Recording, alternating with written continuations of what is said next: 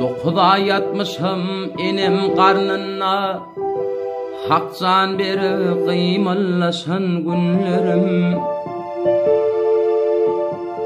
Dört yanı gelmişim enem karnına, gözüm açı dünya düşen günlerim.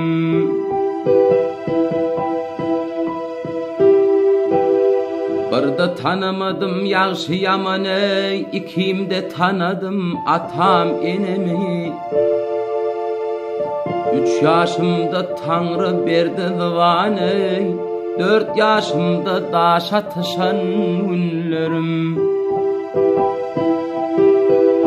Beşimi geçirdim bahar yazilin, beşimi geçirdim bahar yazilin.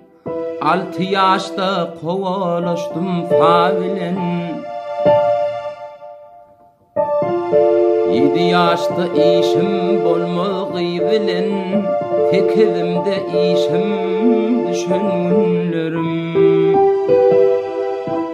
9'umda molla berdim salamı, 9'umda molla berdim salamı, 10'umda boynumda hakkın kelamı.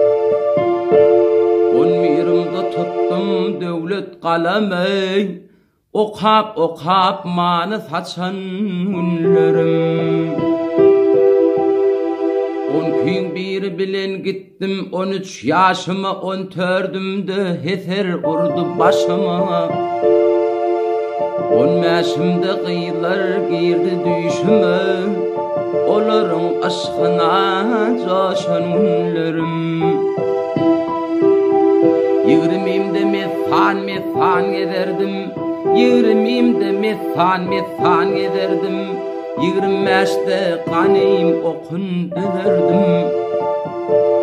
30'umda bedev minip gezerdim, 35'te ter atışan günlerim.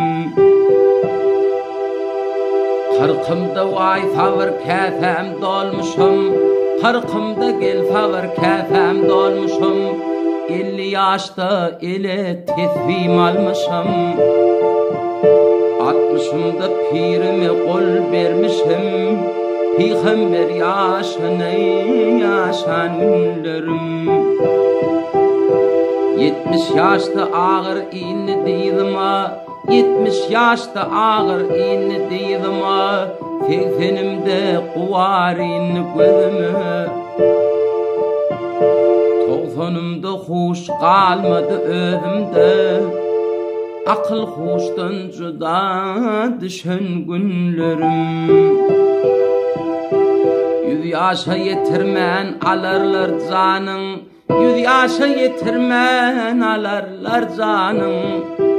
Uzoldup koyurlar biçerler donun, mağtımlı hemra bolsun imanın, can cesetten juda düşen günlerim.